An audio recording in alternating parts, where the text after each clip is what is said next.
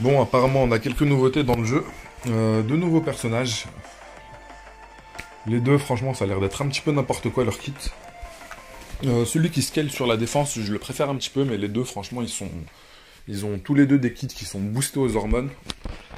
Et normalement, ils sont disponibles si on part sur Chaku Chaku. Alors, dans les archives, personnages. Alors, Oyan. Oyan, vitesse 120. Alors, elle va consommer 50% de ses PV actuels pour infliger 450% de dégâts à un ennemi unique. Et pour chaque 10% de PV max perdu, les dégâts de cette attaque augmentent de 10%. Du coup, ces dégâts ils vont augmenter directement de 50% si elle a 100%.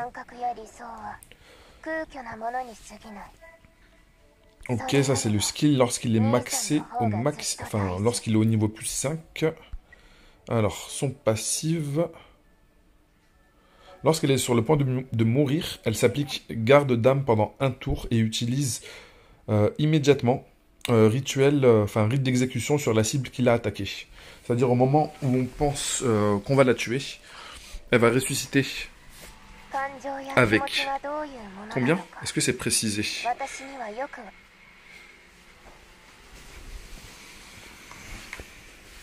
Alors, elle ressuscite avec combien de pourcentage de PV?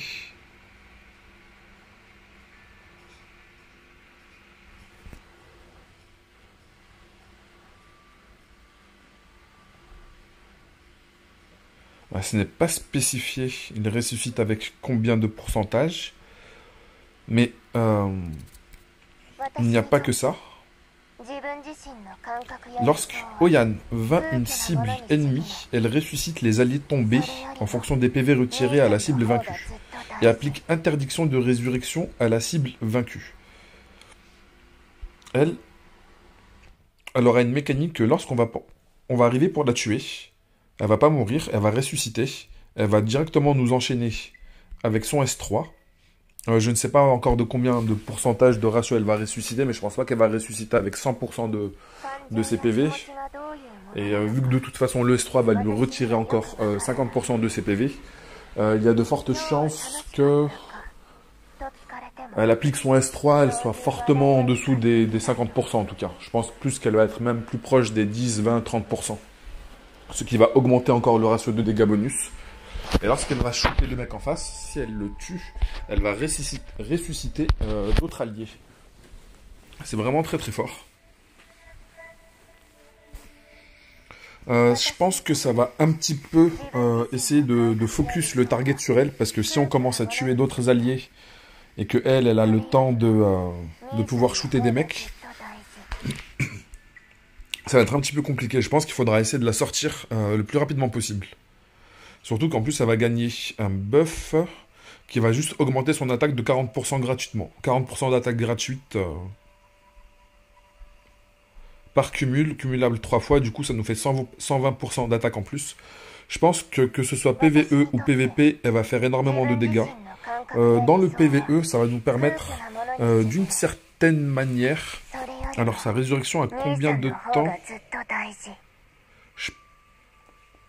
Alors, son passif a 4 tours de recharge. Franchement, c'est vraiment pas long. Dans le PvE, ça va nous permettre, on va dire, ça va nous garantir qu'elle reste en vie.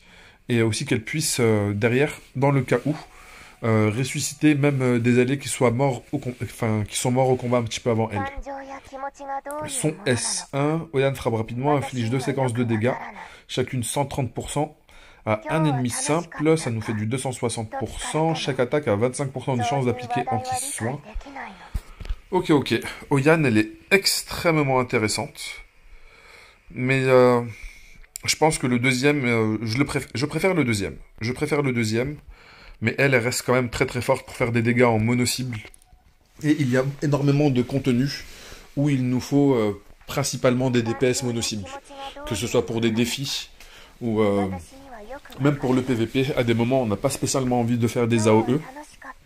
On a envie d'avoir une formation qui va shooter directement, on va dire, le carry en face.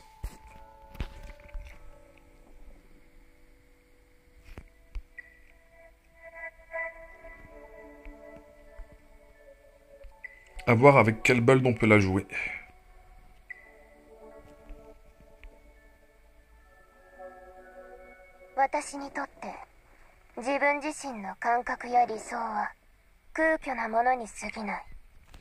N'hésitez pas à me dire ce que vous pensez du personnage.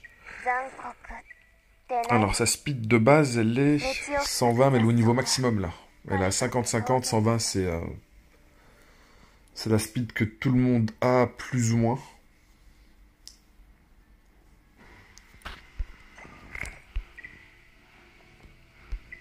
En plus, là, dans le descriptif, elle appliquait aussi avec le bonus de taux de crit ici. Les statistiques en plus, le dégât crit en plus. Ça veut dire qu'il faudra réduire un petit peu les statistiques.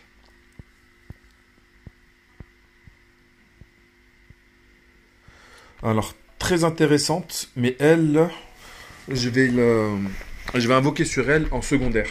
Je vais essayer de la récupérer, surtout si elle a une bannière où on peut directement, où elle a une bannière rate up.